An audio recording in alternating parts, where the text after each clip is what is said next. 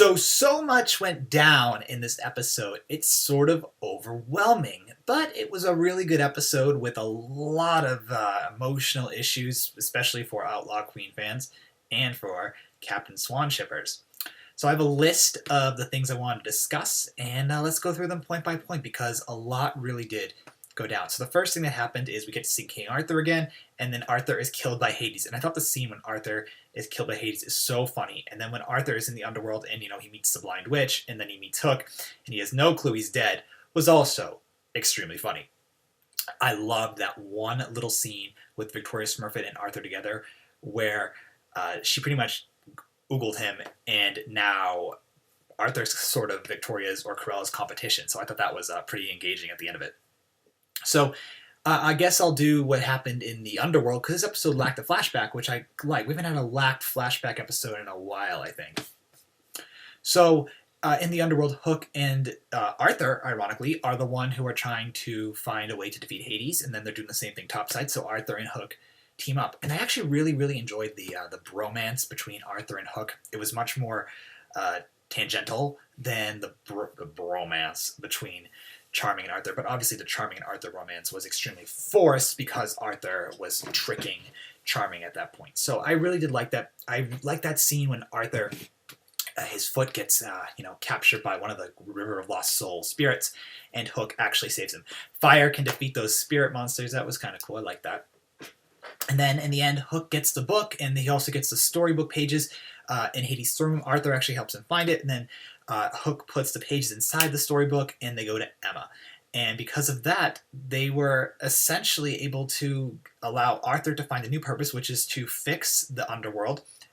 And now he's Corella's rival, so I'm really curious to see if we'll ever see that again, which I really doubt. But it'd be really cool to see like a little bit of Arthur versus Corella, because that would just be fun. That's like such a odd combination, because Arthur, is from the Camelot stories, which are super old, and Cruella de Vil is from the book from, I think, the 1960s or 1900s at least. So it's just like such a weird combination of characters. So that was really what we have in the underworld, and then I'll talk about the Captain Swan thing at the end of it. So Arthur and Hook teamed up. Colin Dunny and Liam Garrigan did a really good job of the acting, the bromance. Very viable. So in Storybook, we have Emma trying to grieve and move on. Everyone's pretty much telling her, move on. Like, you have to do it. You have to grieve.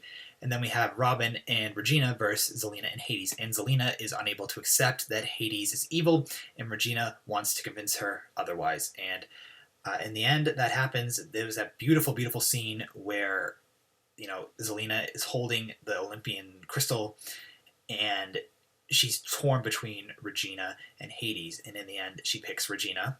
Blood is thicker than evil, and kills Hades. So the Lord of the Dead is gone. But prior to Zelena killing Hades, Zelena and Emma have a little confrontation, and I actually really like that. We haven't really seen Zelena ever fight Emma, so I enjoyed that for the few moments that it was worth.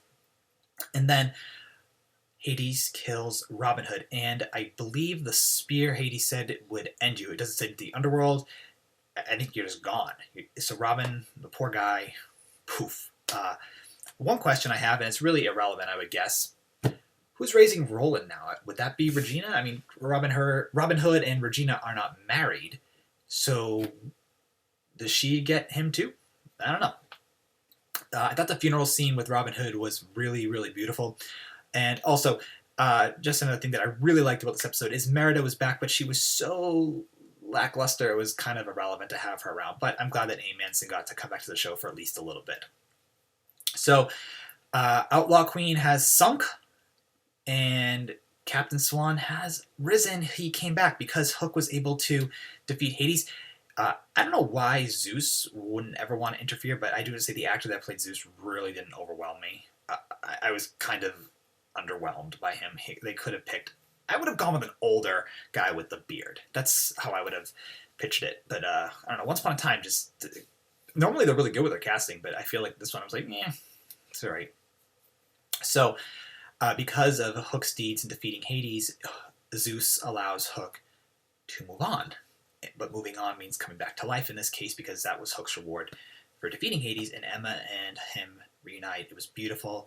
But Regina lost Robin Hood, Zelena lost Hades, but Zelena did name the baby Robin, which is a unisex name after her father, which is really nice in and of itself. So that was cute. I mean, the baby was born in episode 8, birth, and now we're in episode 21.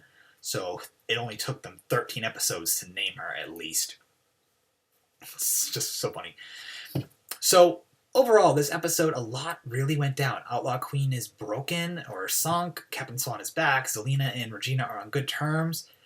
Hades is dead. Rumple has a crazy plan at the end of it. Also, I guess I can talk really quick about Rumple.